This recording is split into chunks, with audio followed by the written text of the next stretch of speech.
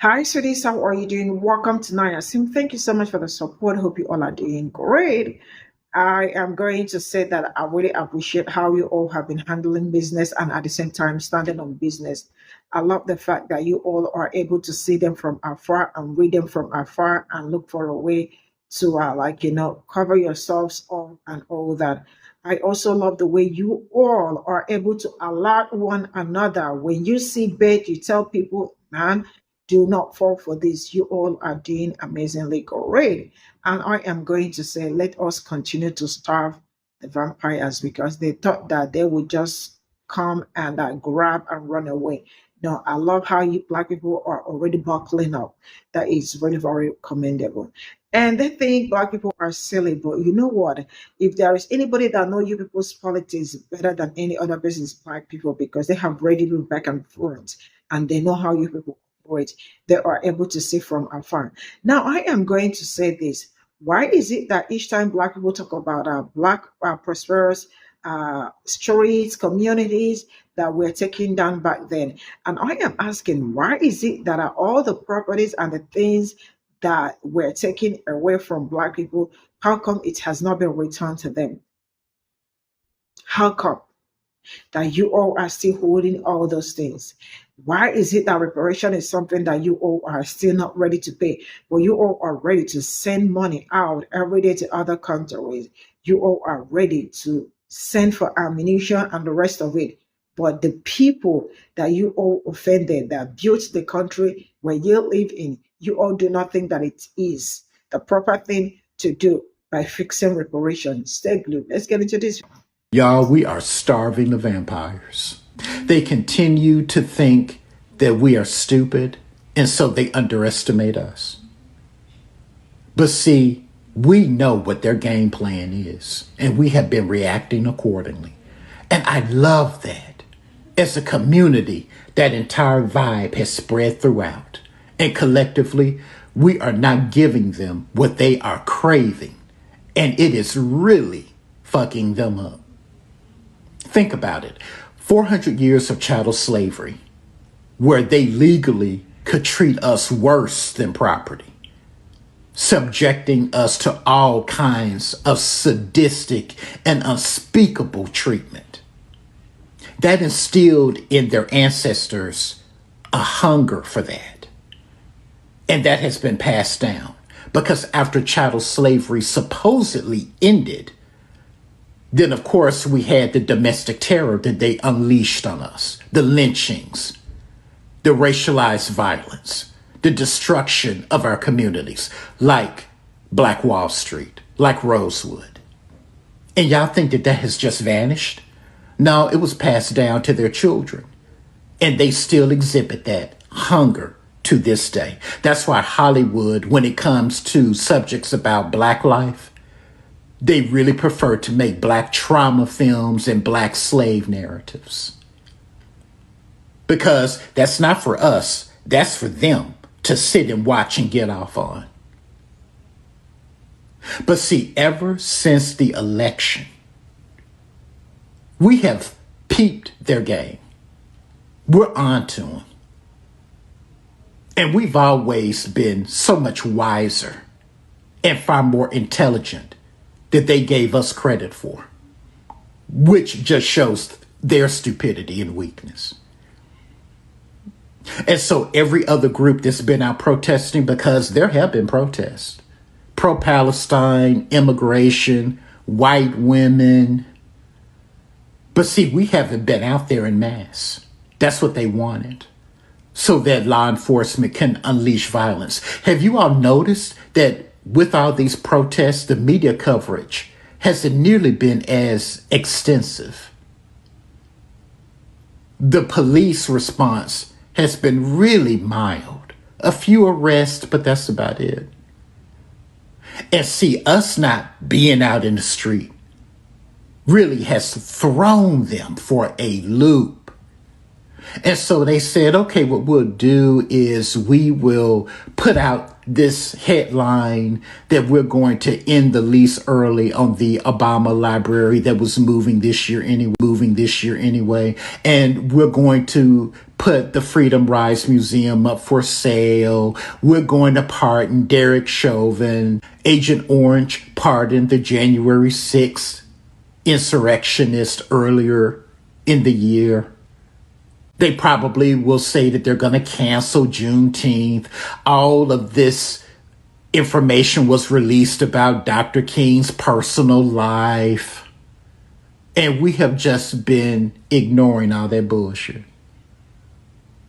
Minding our business, resting, planning. Because, see, people confuse rest with being idle. The majority of us are not being idle at all. And what many of us have come to realize is that protesting out in the street with signs is ineffective. What is effective is where we choose to spend our money, our economic power. That's where our strength in terms of protest really lies. As a community, we hold a lot of economic power that they have taken for granted. Oh, well, they're going to get a rude awakening on that front, too. Y'all, again, I'm so proud of us. We are starving these vampires like they are being exposed to direct sunlight. And let's just keep it up. The powers that be are trying so desperately to get a reaction out of black people, to get black people riled up, to make them angry.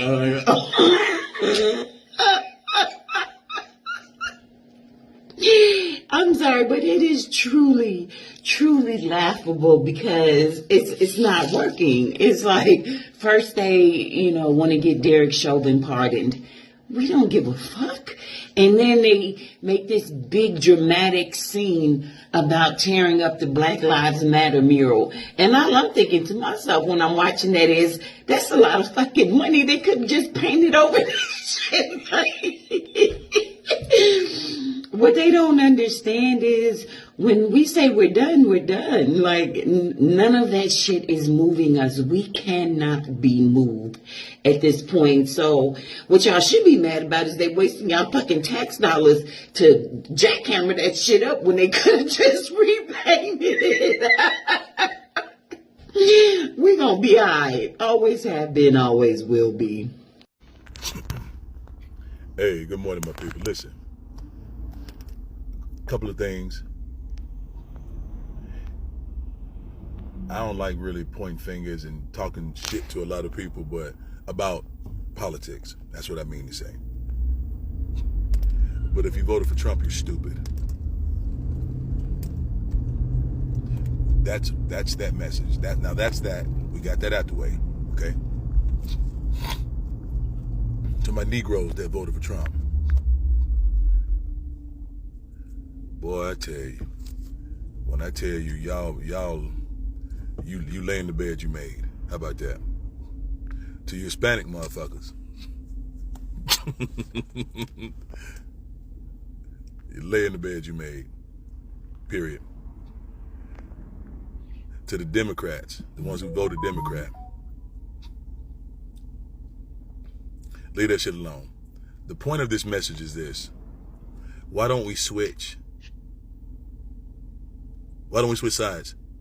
Why don't we jump on the fucking independent side? I don't really know all the affiliations and all the, I guess, the politics of each branch, whatever. But with as many of us it is out here, we could probably create our own political party and name it something else. Did you know that? Did you possibly know we can all switch sides and rock this whole fucking boat? Damn near tilt it the fuck over. Let's go independent. Why not? Why not? All of us. Let's do it. That's just a thought. If you have to vote for a political party, vote independent. That's what I think. That's just my, because independent seems like you have your own thoughts and agendas. You ain't bound by a whole bunch of people. I ain't never seen an independent president or a conservative president or whatever other parties they have. They got a bunch of them out here. I ain't never seen one of them. Never. Let's put one of them MFers in office and see how this shit shape. Now, I think Cornel West ran for office one time. I knew a couple of sisters that actually tried to run for office out of Texas. And you know, you didn't hear nothing about them, of course. It's always the Democratic and Republican Party. Since everything is changing anyway, let's change every fucking thing. Since we've changed the way we've moved, we've changed what we've given our attention to support, why don't we switch sides or make our own? And another little fun tidbit, something I've always been saying for the whole fucking duration since I've been alive and been awake. We outnumber everyone, especially here in this nation. We're not the minority, my people. We're not. We never have been. We never have been. So, with all that being said, I'm going to slide to the left and let y'all have it. But my brothers and sisters, if I ran for president, would you vote for me? Because I would show enough, man, listen. Shit, you talking about a bait and switch. Oh, I love all people. I love white people and green people and yellow people. And the blacks as well. But when I tell you every law I created, every executive order I signed will be in favor for us. You ever notice why they keep fighting against reparations, but they got all this money to send to these other countries? Billions and billions and trillions they've given to Ukraine. Billions and trillions they've given to other white countries. But nothing for us. Nothing whatsoever. So,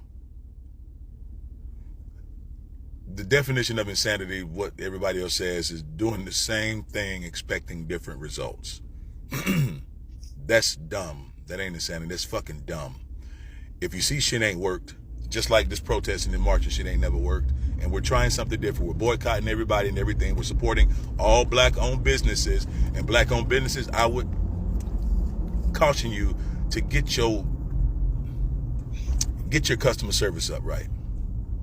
Since we're doing all of this stuff here, why don't we just change the whole fucking game plan? We have the power to do so.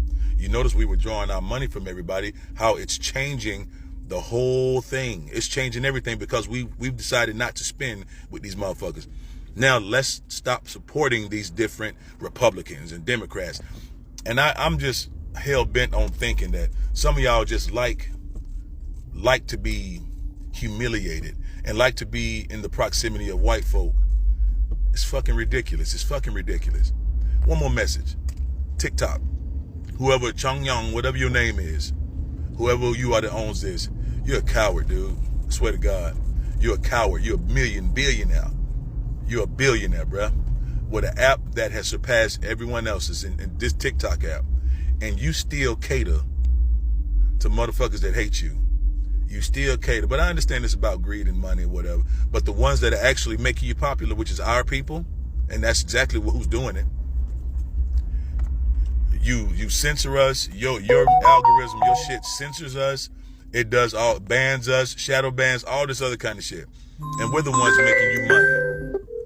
And we're the ones making you money. Well, I tell you, if we left this app, y'all, let's say we did leave this app, but some of y'all are making too much money, I get it. Money motivates, I get it. But if all of us decide to leave this app, wonder where that would be then. Just a little food for thought. Hey, good morning, my people. Listen, let's talk for a minute. The only thing we should be concerned about is our own business, our own black business. The Proud Boys and all these other white militias that are geared up for a race war and waiting for us to, I guess, step out so that they can be unleashed upon us. I'm going to tell you something. The only business we should be minding is our own. The only reason we should come out in droves, in numbers, and in our security detail is when they're harming our people. If they're not fucking with us, don't fuck with them. If they're not harming our people, leave these motherfuckers alone. What y'all didn't know, and I tried to keep a lot of my shit under wraps, is I have about 250 brothers that are a part of my security force. But we need more. Brothers, step up. Step up. We need each other. Let's make this the biggest security force ever. Marcus Garvey amassed a 1 million black man army. Believe it or not, he did. Let's do the same. No nonsense, no bullshit. We are the watchmen, my brothers. We are the watchmen. Stand with us. Hit my inbox. You know what I'm about. You know what I'm about. Step forward, brothers. Step forward, please. We are definitely needed. You get none but love over here with us. Nothing but love. Nothing but love. And you get protection. I call you my brothers because I'll never violate you. I call you my brothers because I'll never betray you. I'll never cross you. I never try to fuck your wife. I never try to do none of that shit. I got one of my own. And a lot of our people are afraid to trust each other because you've been screwed over by so many. We're not built that way. We're not built that way. We believe in loyalty. We believe in honor. We believe in respect for our own. And that's what I'm about. That's what me and my brothers are about. So I'm not the leader of this security force, but you can call me that. But we're all leaders in our own right. And we're all warriors. Arise, warrior. Let that motherfucker wake up in you. Let that animal out the cage in you. Let him out the cage and let him walk back and forth for a little while. He needs to stretch his legs. Let's get together and let's train. Let's put our money together and let's build. Let's put our minds together and let's motherfucking set everything on fire. Not literally, figuratively. You get my point. We're strongest together. We're powerful together, brothers. No one can stop us. No one can stop us. I'm gonna say it again. No one can stop us. You understand? And I need you to know it. I need you to know it. Share this message, share this video. It needs to reach damn near every black man, every black veteran out here. Share this. We are the watchmen, my brothers. Stand toe to toe with your brother.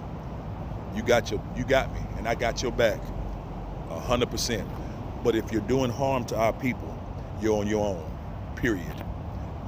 The Italians were loyal to each other, and they dealt with bullshit that in their ranks between each other. Yeah, they were killing a lot of their own people. They were killing a lot of the people who were disloyal. They sure did. That's what loyalty is. You never go against your family. You never go against your own interest. I'm not gonna say too much because I could. Ashe, my brothers. You know I'm here. Holla at your boy. My debate or argument today is that DEI, or the opposition to DEI in government and the public sector, is rooted in racist ideologies, and I'm going to tell you why. Diversity, equity, and exclusion, or DEI programs, exist because of systemic racism, discrimination, and the exclusion that has historically shaped our society, especially in the public and government sectors. The idea that DEI is unnecessary or harmful is not even based on facts, but rather the desire to maintain the status quo, which disproportionately benefits white Americans over marginalized communities. Opposing DEI doesn't mean just going against a policy. It means going against correcting historical injustices, leveling the playing field, and creating fair opportunities for all people. In that stance, whether intentional or not, aligns with racist ideologies. The first thing you need to understand about DEI is that it exists to address systemic discrimination. DEI policies were created in response to real documented discrimination. I'm talking in hiring, promotion, education, and public programs. Government agencies and public institutions have a long history in racial bias, from Jim Crow laws to redlining to racial disparities in policing and public funding. If discrimination has historically favored white people, then removing DEI is a direct effort to keep that imbalance in place. Now, if you listen to the right, they'll say, oh, DEI is unnecessary because there's already laws in the books to prevent discrimination. Having laws against discrimination does not mean discrimination stops happening. That's like saying we don't need police because laws already exist against crime. Another thing that bothers me about DEI is that DEI opponents use racist dog whistles. Anti-DEI arguments use coded language to disguise their racial bias. Terms like colorblind or merit-based and woke agenda are used to suggest that any focus on race is unfair, when in reality, the system was never fair to begin with. The Trump administration and far-right politicians target DEI because it challenges white supremacy in government institutions. If you dismantle DEI, what's left? A system that still favors white people while acting like race isn't a factor. That's textbook racism. Now, some folks from the far right in the Trump administration believe that DEI is reverse discrimination because it benefits minorities.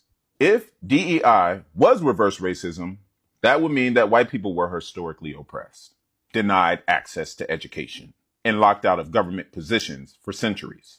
That never happened. That's how I know opposition to DEI is about power, not fairness.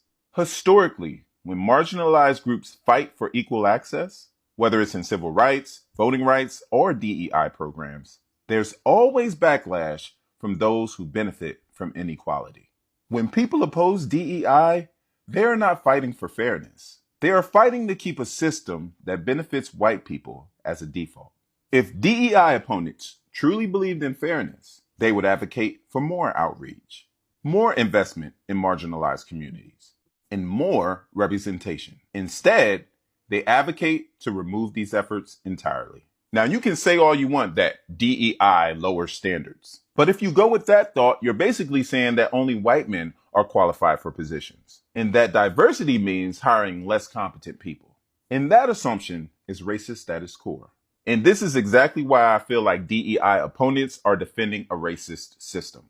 DEI does not take opportunities away from anyone. It ensures that opportunities exist for everyone, regardless of race, background, or identity.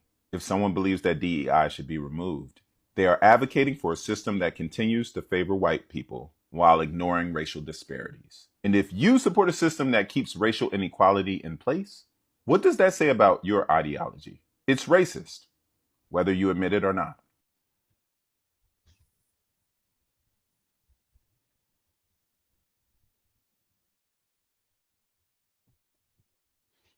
This is all I got from this video, and I am going to appreciate the men for stepping up this time around, because so far we've been seeing really something different from the the normal day-to-day thing and all that. And I am going to say that I appreciate them, and I hope that we have we keep bringing up different ideas, and also being able to know that sometimes they just want to poke or just want to bait you to do what you are not supposed to do. And I love the fact that we are Black people who are standing really very strong and facing it squarely. There is nothing as beautiful as that. One thing I love about life is knowing when to speak and knowing when to speak, knowing when to react and knowing when not to react, right? Because some reactions are just a way of trying to trigger you to make you do what you are not supposed to do. And then they will hold you to ransom. It is not my people that they will hold to ransom. I love how you all have been managing it, and how you all have been putting it out, and how you all have been able to cope with everything coming through. And I really do hope that as time goes on, we will be able to maneuver some certain things and be able to scale through it. And that is just really what I am hoping for. And also, I am going to say this. So far, we all can see how life is really hitting very hard.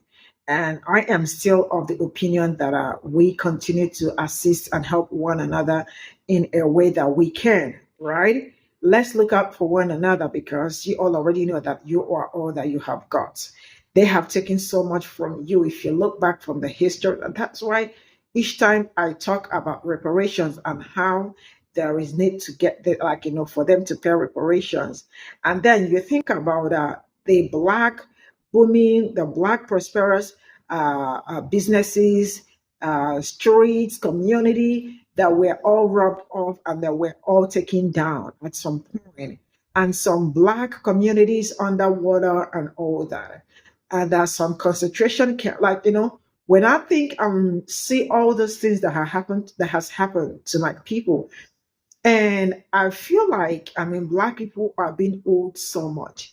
And I do not know why they do not feel the need to pay off what they owe Black people. But one thing I know for sure is that if it does not happen today, it will happen tomorrow. So I am being very hopeful. Now, each time, Black people talk about how, some communities, Wall Street, and all that, so many stories. Tulsa, how they were all robbed off of their things and all that. And I am like, wait, what happened to all those streets and the things that were recovered, or the things, the streets, the lands, and all that? Because eventually, when that thing happened, Black people moved, right? Because they are used to, seeing a prosperous, oh no, how are these people going to start taking over? Like, how are they, we push them away from here.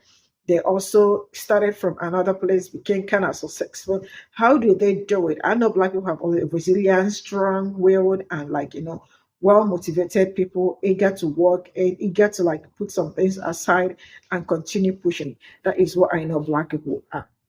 That is who they are.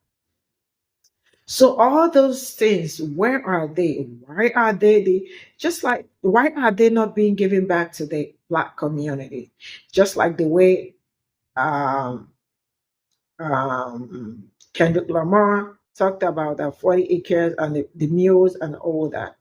He knew what he was saying, because they have not fulfilled the promises, not even the promises. It is what they owe Black people. It is Black people's thing that they owe them, their property and the rest of it that should be given back to them without Black people having to remind and all that. So each time I think about all that, and not see, if I start counting the ones that are, I don't want to provoke anybody or provoke myself too, because there are some things you say and you just cannot contain it. Why is it? I don't know if you have been through so many things, or you are going through things and you are seeing how someone is treating you, probably seeing what you are facing or what you are passing through. It's going to hurt your heart and it's going to burn you, right? Because I am supposed to, understand how you are feeling, but I choose not to understand because I am a greedy and selfish person. That is what it is. That is the problem that it's going around.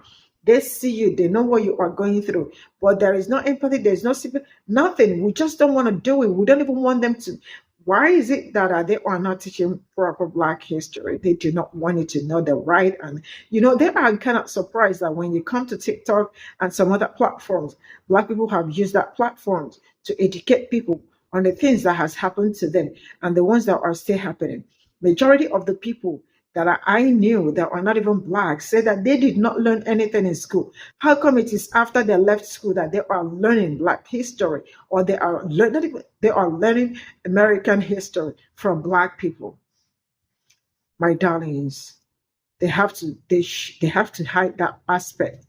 That is also one of the reasons why we woke up one day and they said slavery was beneficial to the slave. Why wouldn't it be beneficial? Why wouldn't it be beneficial? Because the lies that I have heard so far, it's unimaginable. People that came to this country with loads of talent and skills, that you're saying that it was been quit the lies. Now I am going to talk about how this brother talked about how watchman or whatever. I mean, if you means to start protecting Black community and you want to join, hit him up. Please be part of it, right? And also, he talked about independent party. Now, let me explain something about party. Some people might not actually know this part.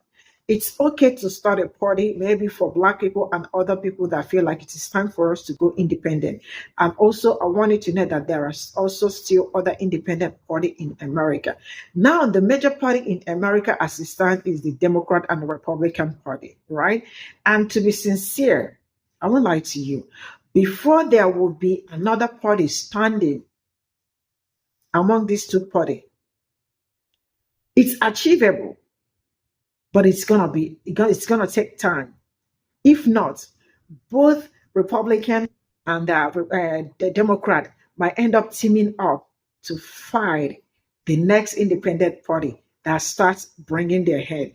And you all know how hard also it is for incumbent. Like, if you look around, you find out that most governors are like the Republicans are leading. I hope you know that. The Republicans are leading. And if you see both in Congress, Senate, and all that, they will try to maintain that energy all over because it is easier for them to rig anything they want to rig if they find that if like the way they said majority carries the vote, right? Yeah, if majority of them have more power, governors and all that, it's really very hard. I don't know if you understand. I am not saying that it is not achievable. It is very much achievable. But these people are ready to, I mean, they are ready to make sure that they do not see anything prosperous coming up. That is also one of the reasons why they've been using the other independent party, like Just Time. They look for a way to lobby her or like do whatever they do, and she come out every year to stand out and mess around. And then after messing around, you see her. She's also part of them. She would jump the fence, and that is the rest of it. So I am not trying to discourage anybody, but I am trying to tell you because I was able to learn some certain things about politics. It is very much achievable, but it is going to take time, like a whole lot of time. And if care is not taken, if something like that sprouts, like comes up, and they see that it is really doing well, eventually, Democrat Party and the Republicans might end up teaming up against the party. I hope you understand how this works. I hope you understand, like the example that I am trying to give.